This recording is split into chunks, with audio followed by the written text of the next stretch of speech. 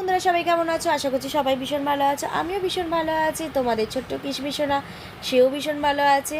সে ঘুমাচ্ছে, তার ফাঁকে আমি নিয়ে এসেছি পাটিয়ালা প্যান্ট কাটিং করার জন্য। দেখো আমি কিভাবে পাটিয়ালা প্যান্ট কাটিং করে একটু দেখে নাও। প্রথমেই বলি, দেখো এখানে কাপড়গুলো যে পেতে রেখেছে, এখানে কিন্তু একটা কাপড়ের পিস নেই, চারটে কাপড়ের পিস এখানে পাতা আছে। কারণ সবকটা একই মাপের হবে, ওই জন্য আমি একসাথে কাটিং করে নেওয়ার চেষ্টা করছি। আলাদা আলাদা কাটিং করতে অনেকটা সময় লাগে, ওই জন্য একসাথেই করে নেব। আর পাটিয়ালা প্যান্ট কিন্তু খুব সহজভাবেই কাটা যায়। যেভাবে আমি কাটিং করছি সেইভাবে যদি তোমরাও কাটিং করে নাও, তাহলে কিন্তু তাড়াতাড়ি করে নিতে পারবে।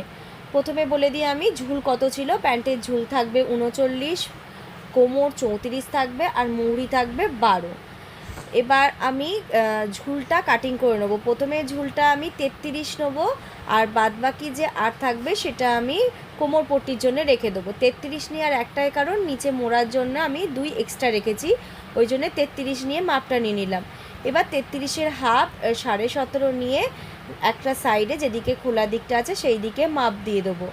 তারপরে আমি মুহুরির মাপটাও 12, বাহারোর হাফ হচ্ছে 6, তার সাথে 2 ইঞ্চি এক্সট্রা রেখে নিচে এখানে 33 মাপ শেষ হয়েছে সেই বর্জ বরাবর দাগ দিয়ে দেবো।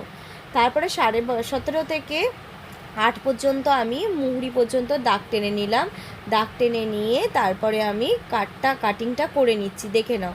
খুব আস্তে আস্তে কাটিং করছি, কারণ 4 অস্ত্র আছে, করতে একটু সময় লাগবে, আর যাতে এদিক ওদিক না কেটে যায়, ওই জন্য আস্তে আস্তে আমার কাটিংটা করা হচ্ছে। আর প্রথমেই বলি যে পাটিয়ালা প্যান্টে কুচি দেওয়ার জন্য আমি দেখো এক্সট্রা যে কাপড়টা আমি সাইড দিয়ে কাটছি, এক্সট্রা কাপড়টা আমি কিভাবে ওর সাথে অ্যাটাচ করব সেটা আমি যখন পুরো তৈরি করব সেটা দেখাবো, কিন্তু কাটিং করার সময়তেও একটু তোমাদের দেখিয়ে দিই। দেখো এক্সট্রা কাপড়টা বার করে নিলাম, তারপরে পাটিয়ালা প্যান্টের ঝুলটা কাটা হয়ে গেল। এবার কাস্টমারের দাবি যে আমার যেন অনেকটা কুচি হয়, কুচি করার জন্য আমি যে এক্সট্রা কাপড়টা বেরিয়েছে সেই কাপড়টাকে আমি একটু কাজে লাগাবো। প্রথমে কোমরপট্টি বার করে নিই, কোমরপট্টি 6 রাখবো, তার সাথে 2 এক্সট্রা রেখে রাখবো হচ্ছে 8। আর কোমরপট্টির মাপ 34 থাকবে, 34 সাথে 4 আরও এক্সট্রা নেবো, যাতে পরতে অনেক কমফর্ট মনে হয়। আর সবসময় পাটিয়ালা প্যান্টের কোমর করতে গেলে 4 সবসময় এক্সট্রা নিতে হয়। 4 এক্সট্রা নেওয়ার পর আমি পাটিয়ালা প্যান্টের কোমরটা কেটে ফেললাম।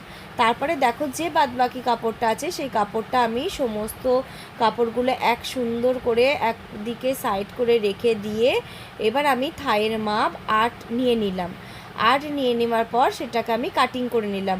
কাটিং করে নেওয়ার পর দেখো বাদবাকি যে ছোট ছোট টুকরোগুলো আছে ওইগুলো আমি পট্টি করার জন্য রেখে দেবো। কী পট্টি করব সেটা দেখে নাও।